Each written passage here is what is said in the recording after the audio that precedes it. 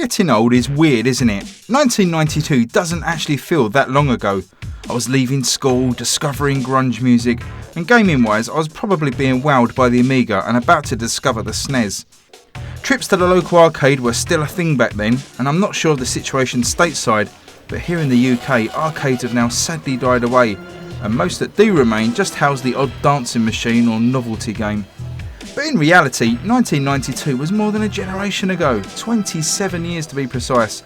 And during that year, an arcade game released that, I don't think is an underestimation to say, changed gaming forever. Now you obviously know which one because you clicked on this video, but of course I'm talking about Virtua Racing from Sega.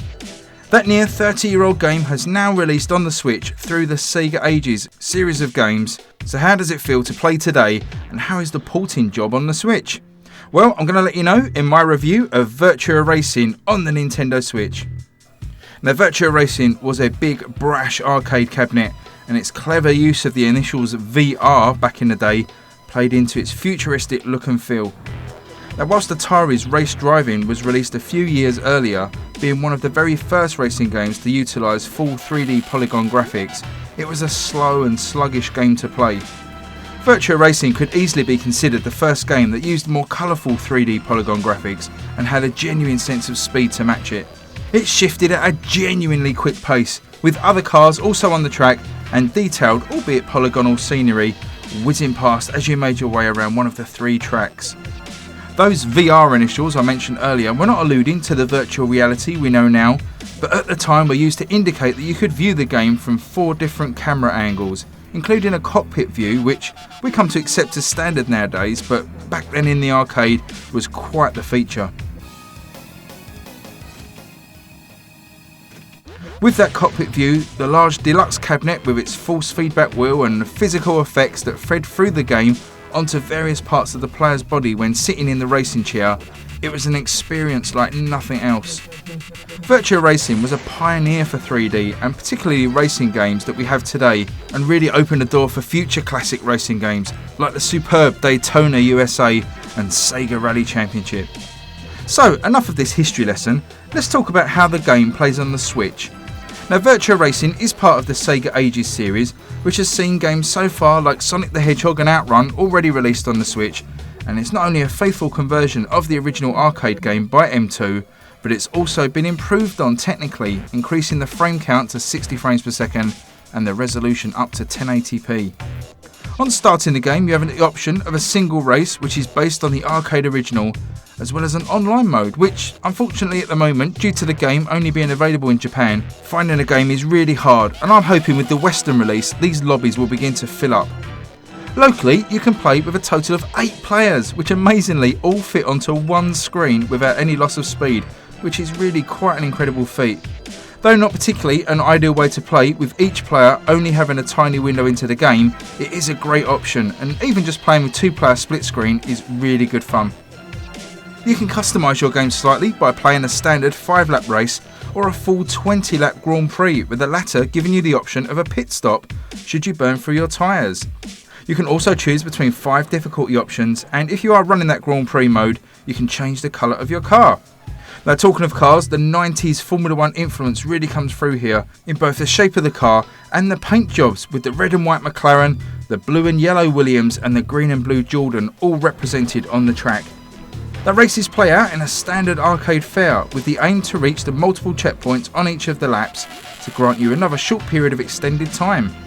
Run out of time at any point and it's game over, which is agonising if you are close to the line as the final seconds tick away and you slow to a stop just short of an extension.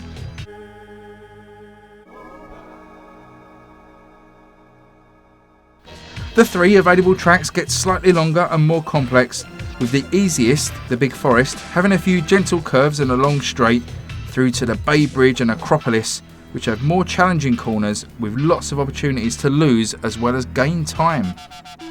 Completing a race will see your total finishing time recorded on both a local and online leaderboard for that particular track and difficulty setting, which always gives you something good to aim for, although completing the race will showcase one of the weaker graphical elements in the game, and that is the Minecraft-esque boxy characters that hand out the trophies around the podium. Now, talking of the online leaderboards, you can also select any entry on the leaderboard and save the race back and watch a replay of it, and you can watch that in slow motion on frame by frame. So that's a perfect opportunity if you want to shave some seconds off your time, then download one of those top scores and have a watch of those replays. Excellent feature. Finishing isn't always a given though, as even the slightest mistake or wrong line into a corner can see you spin out or even flip your car, slowing you down to an excruciating restart. For the more advanced drivers, there's an option to use a manual 7-speed gearbox, which once mastered will allow you to improve your lap times considerably with more efficient gear changes. Then once you feel like you've mastered the game, then why not try the Acropolis track with manual gears and playing the entire race from the cockpit view. Now that is a real challenge.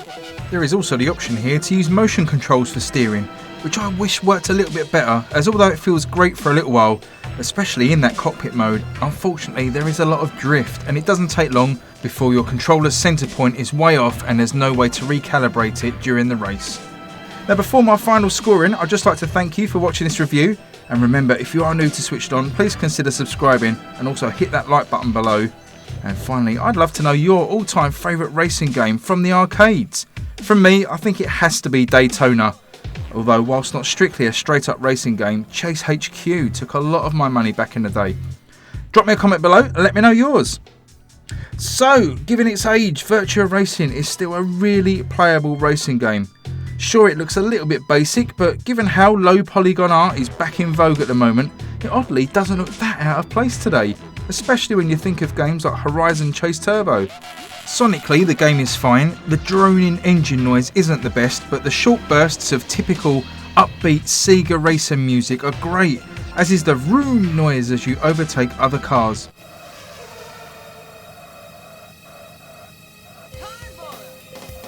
I kinda wish the music was featured more throughout the races, like a lot of the other Sega Racing games, but I guess they were aiming for a more simulation feel at the time.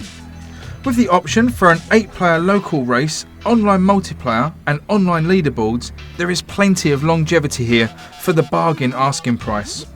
I've absolutely no problem highly recommending Virtua Racing for the Nintendo Switch, and I'm going to be rewarding it with a score of 8.5 out of 10. Okay guys, thanks once again for watching. Remember to subscribe below, stay switched on, and I'll see you on the next video. Bye for now.